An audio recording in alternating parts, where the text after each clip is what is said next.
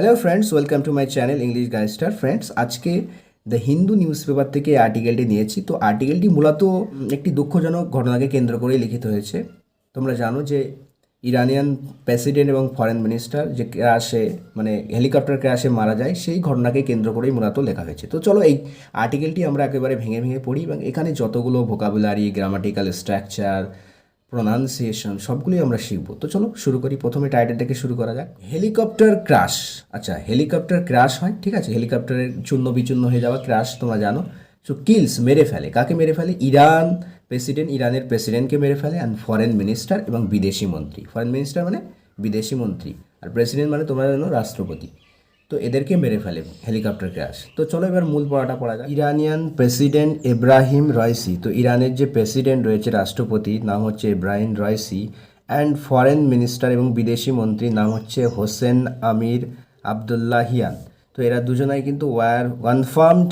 এদেরকে কনফার্ম করা হয়, নিশ্চিত করা হয়। ডেট, মৃত নিশ্চিত করা হয়। তো মৃত হিসাবে নিশ্চিত করা হয় অন মন্ডে, সোমবারে। After search and rescue team, মানে কিসের পরে? আফটার মানে পরে। তো সার্চ অ্যান্ড রেস্কিউ টিম অর্থাৎ যারা খোঁজ লাগায়, যে টিমরা উদ্ধার কার্য চালায়, সেই টিম ফাউন্ড খুঁজে পায় দেয়ার ক্রাশড হেলিকপ্টার, তাদের যে হেলিকপ্টার যেটা ক্রাশড হয়ে গেছে, অলরেডি চূর্ণ বিচূর্ণ হয়ে গেছে, সেই চূর্ণ বিচূর্ণ হেলিকপ্টার খুঁজে পাওয়ার পরে, ঠিক আছে।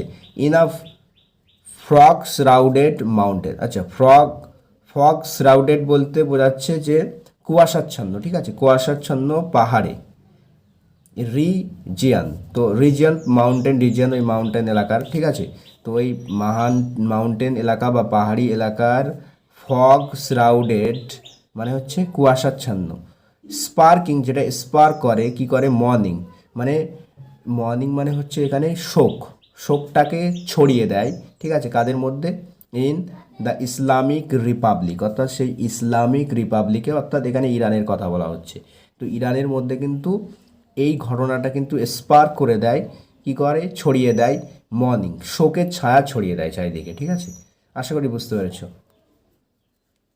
সুপ্রিম লিডার নাম হচ্ছে Ayatollah Ali Khamenei declared 5 days of mourning. তো আয়াতুল্লাহ আলী খামেনেই তিনি কিন্তু ঘোষণা করেন 5 দিনের কিন্তু শোকের ঘোষণা করেন, ঠিক আছে। অ্যান্ড অ্যাসাইন করেন, নিযুক্ত করেন কাকে? Vice president Mohammad Mokhber. তো ভাইস প্রেসিডেন্ট মকবেরকে কিন্তু সেই পদে নিয়োগ করেন, অর্থাৎ প্রেসিডেন্ট পদে নিয়োগ করেন। বয়স হচ্ছে 68, টু অ্যাজিউম ইন্টারিম ডিউটিস, অর্থাৎ অ্যাজিউম করতে, গ্রহণ করতে, কি ইন্টারিম ডিউটিস মানে এরই মধ্যে আর কি, মধ্যখানে যে ডিউটি সেটা কথা বলা হচ্ছে, ঠিক আছে। কোনো ঘটনার পরিপ্রেক্ষিতে যে ডিউটি নেওয়া হচ্ছে, ওই ডিউটি হচ্ছে interim duties. Ahead of election, অর্থাৎ ইলেকশনের আগে, যেটা হতে চলেছে। হুইচ উইল বি হেল্ড, যেটা হবে, কবে হবে? অন জুন 28, অর্থাৎ জুন মাসের 28 তারিখে, ঠিক আছে। হুইচ উইল বি হেল্ড, যেটা অনুষ্ঠিত হবে, এটা প্যাসিভ ভয়েসে লেখা আছে, ঠিক আছে। Which will be held on June 28, যেটা কিন্তু 28 তারিখে হতে চলেছে জুন মাসের। আলিয়ার অন মন্ডে মানে মন্ডের সকাল সকাল কি হয়েছে?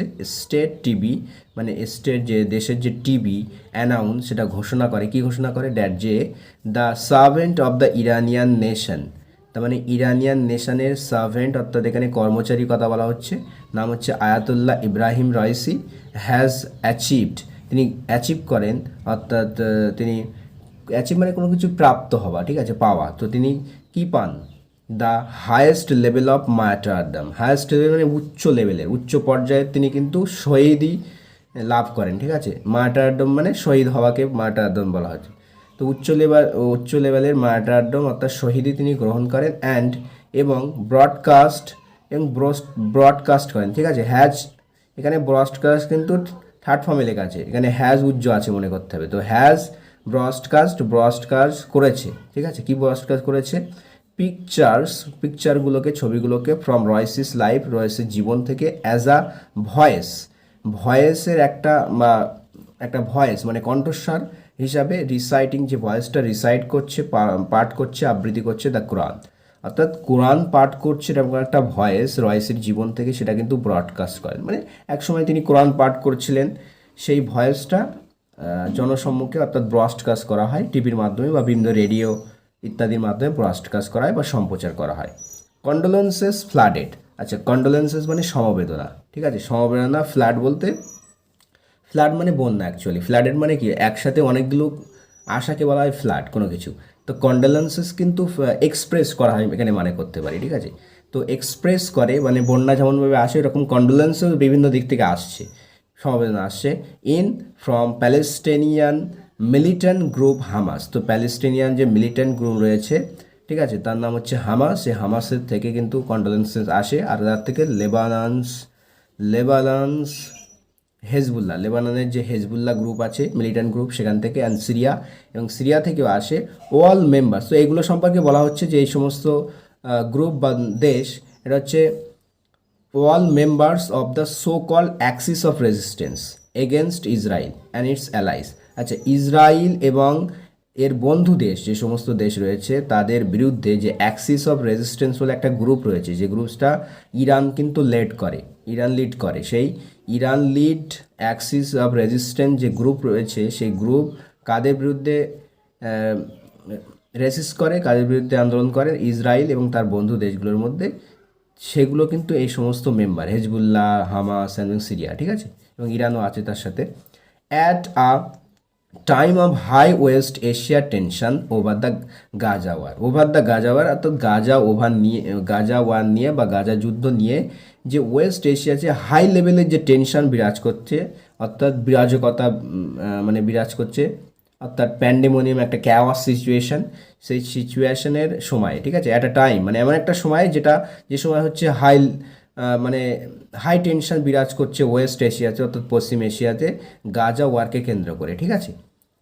Mister Khamenei had urged in Iranians on Sunday, অর্থাৎ মিস্টার খামেনেই কী করে, তিনি আর্জি জানিয়েছিলেন, অনুরোধ করেছিলেন, আর্জ করা মানে অনুরোধ করা, আর্জি জানানো, ঠিক আছে, ইরানিয়ানদেরকে আর্জি জানিয়েছেন কীবারে, অন সানডে, রবিবারে। কি আর্জি জানিয়েছেন, আচ্ছা তার আগে বলছে যে কি আর্জি জানিয়েছে, তার মাঝায় একটা এক্সট্রা ইনফরমেশন দেওয়া হয়েছে, দেখো এখান থেকে এই পর্যন্ত, যে আর্জি জানিয়েছেন as the search was still ongoing, যেহেতু সার্চটা বা ওই খোঁজটা এখনও কিন্তু জারি আছে, এখনও চলছে।